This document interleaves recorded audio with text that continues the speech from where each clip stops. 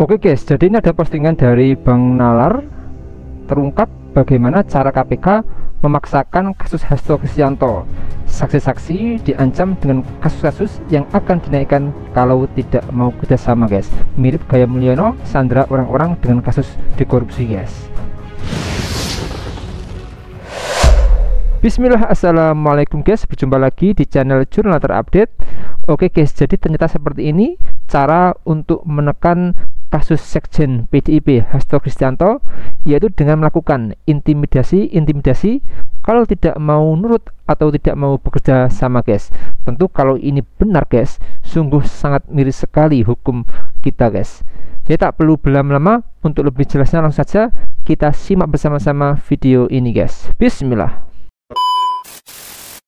Kemudian terkait dengan saudara Saiful ya. Ini saya baca di berita acara penggeledahan, hasil berita acara penggeledahan. Oke.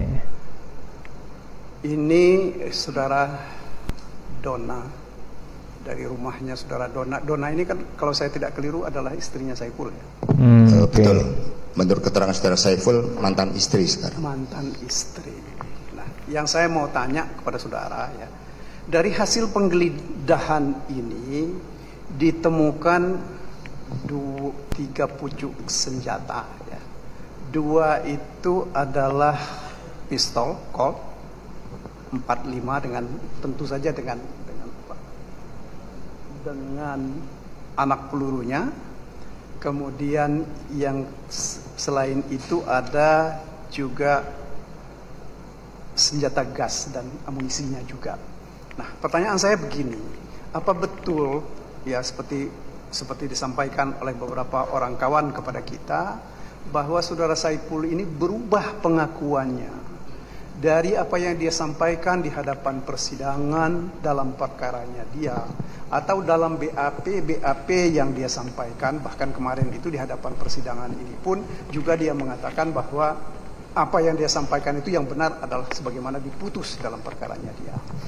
Ya, mohon izin yang mulia, memang banyak intimidasi terhadap saksi-saksi. Saya mendengar hal tersebut. Tidak hanya saudara Saiful, saudara Wahyu Setiawan juga sama. Karena dia membuat keterangan yang berbeda dengan persidangan tahun 2020. Tiba-tiba saudara Wahyu menyatakan dia mendengar di musola ada perbincangan tentang perubahan BAP.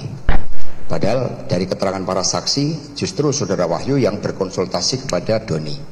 Lalu setelah saya mendengar itu, saya mempelajari seluruh BAP yang mulia, dan saya menemukan bahwa saudara Wahyu Setiawan ini pada bulan Desember tahun 2024 pernah dipanggil oleh KPK dengan tuduhan tindak pidana pencucian uang. Nah, kemudian di situ saya juga dari BAP-nya Simeon Petrus saya baca di dalam lampiran dakwaan.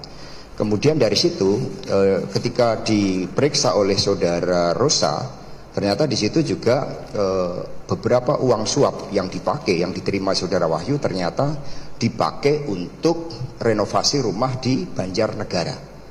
Maka dari keterangan itu dan ada undangan TPPU, kemudian saudara Wahyu ya saya dengar membuat fakta baru karena ditekan, yaitu mendengar di musola. Bapak Hasim Asyari juga sama, di mana tiba-tiba dia membuat keterangan yang pada persidangan tahun 2020 sama sekali tidak ada, yaitu bahwa dia mendengar dari saudara Rahmat Tonidaya, saya ikut di pertemuan di Pejaten Village. Padahal seluruh keterangan saksi-saksi di persidangan ini dan juga di persidangan 2020 tidak ada keterlibatan saya di dalam pertemuan itu, karena saya tidak tahu. Mengapa saudara Hasim seperti itu? Saya mendengar ditekan karena sehari sebelum yang bersangkutan menjadi saksi di persidangan ini ada berita terkait dengan dugaan penyalahgunaan kewenangan dengan menyewa private jet ketika menjadi ketua KPU. Tetapi semua menunjukkan pola yang sama. Dan yang terakhir adalah saudara Saiful Bahri. Maka mohon izin yang mulia, sekiranya dimungkinkan untuk ditayangkan chat antara saudara Saiful Bahri dengan Harun Masiku pada tanggal 16 Desember, di mana keterangan ini bukti-bukti petunjuk ini sama sekali tidak ada pada tahun 2020. Mohon izin yang mulia untuk dapat ditayangkan. Silakan. Okay. Ya, chat antara Saiful Bahri dengan Harun Masiku pada tanggal 16 Desember. Karena di situ juga saya mendengar menunjukkan berbagai keanehan-keanehan akibat tadi ada tekanan kepada saudara Saiful ketika dia digeledah dan di rumah mantan istrinya ditemukan 2 pistol tadi. Nah, tapi di dalam pemberitaan itu kalau saya tidak salah yang saya dengar itu adalah pistol mainan. Tapi ternyata dari berita acara di sini adalah itu pistol sungguhan. Sehingga kami mendengar itu juga bagian dari intimidasi supaya saudara Saiful sama dengan Wahyu Setiawan, sama dengan Hasyim Asy'ari membuat suatu keterangan yang baru yang tidak ada di 2020. Ya. Begitu ya. Iya. Sambil menunggu ini, mohon izin. Silakan.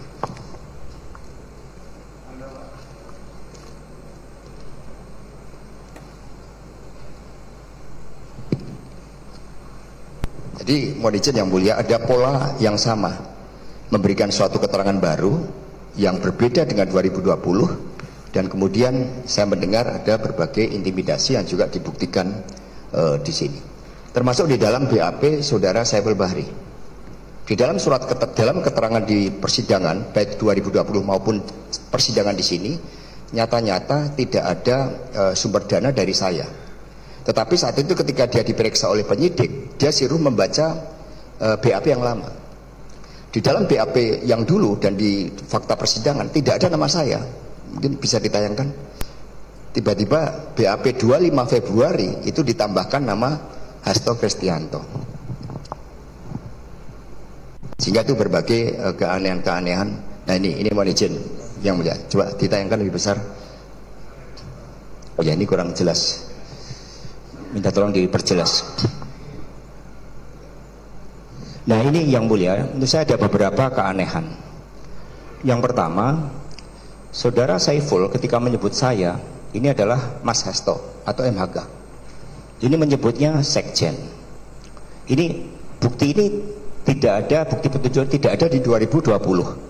Yang kedua, Saiful Bahri berbicara tentang termin kedua. Saya tidak pernah berbicara tentang termen, saya tidak tahu, dan itu diakui oleh saudara Saiful Bahri dan saudara Doni. Mereka yang meng-create dana suap itu, mereka yang meng-create skenario-skenario itu. Kanan yang ketiga, saya ini ketika sampai di persidangan ini tidak tahu nama Saiful Bahri itu ditulis Saiful di KTP-nya. Kami selalu menulis Saiful. Tio itu menyebutnya juga Saiful, tidak ada yang Saiful. Di sini tiba-tiba Harun Masiku dia menyimpan nama Saiful dengan tulisan Saiful. Tetapi ketika dia menyebut kepada saudara Saiful, dia nulisnya Saiful. Yang di bawah coba lihat. Sehingga saya ini adalah suatu keanehan, too good to be true. Coba bawah, iya Pak Saiful. Nah ini. Padahal saudara Harun Masiku menyimpan nama Saiful itu adalah SCA, Saiful. Tapi dia menulisnya iya Pak Saiful sesuai dengan KTP. Sementara semua berkomunikasi ketika menyebut Saiful bukan Sae tapi Saiful. Kadang-kadang pakai Y seperti yang disimpan oleh saudara Harun Masiku ketika menyimpan di handphonenya nama Saiful. Tetapi dia menyebut Saifulnya adalah sama. Dan ini adalah suatu keterangan untuk menyatakan adanya dana talangan. Kalau WA ini ada di 2020 harusnya sudah ada. Ini sama indikasinya tadi dengan saudara Hasyim Asy'ari tiba-tiba menyebut saya ikut pertemuan Pejaten Village karena dia juga saya dengar ada tekanan. Kemudian saudara Wahyu Setiawan juga tiba-tiba menyebut ada pertemuan di musola yang di 2020 nggak ada karena dia juga ada tekanan. Ini yang saya dengar. Ini di KTP-nya itu adalah Saiful. Dan di sini Harun Masiku menulis di handphonenya namanya Saiful. Tetapi ketika menjawab, iya Pak Saiful. Oke guys, jadi sangat-sangat mengejutkan sekali apa yang disampaikan oleh terdakwa Hasto Kristianto, sekjen PDIP. Jadi kalau memang saksinya adalah benar apa yang dikatakan oleh Pak Hasto, Jadi ketika hukum dijadikan alat kepentingan politik, tentu tidak akan ada keadilan, dan keadilan sulit terwujud. Hukum seharusnya menjadi alat untuk menegakkan keadilan dan melindungi hak setiap warga negara, bukan untuk kepentingan kelompok atau individu tertentu, guys. Adanya campur tangan kepentingan politik dalam proses hukum dapat mengakibatkan ketidakadilan, diskriminasi, dan hilangnya kepercayaan masyarakat terhadap sistem hukum itu. Hukum seharusnya menjadi norma yang mengatur hubungan antara individu dan antara individu dengan negara, serta menjamin hak-hak dasar setiap warga negara, guys. Memang ketika politik mencampuri proses hukum, hukum bisa saja disalahgunakan untuk kepentingan politik tertentu, seperti melindungi pihak yang berkuasa, menekan oposisi, atau memuluskan kebijakan yang tidak adil, guys. Jadi di luar nanti apakah hasil keputusan dari majelis hakim memutuskan Pak Hasto bersalah atau tidak, jadi tentu kita lihat saja, guys, nanti gimana hasilnya. Jadi mungkin itu yang bisa saya jelaskan untuk video kali ini. Bagaimana menurut kalian soal video ini? Tulis komentar di bawah ini ya, guys. Saya isi pamit dulu.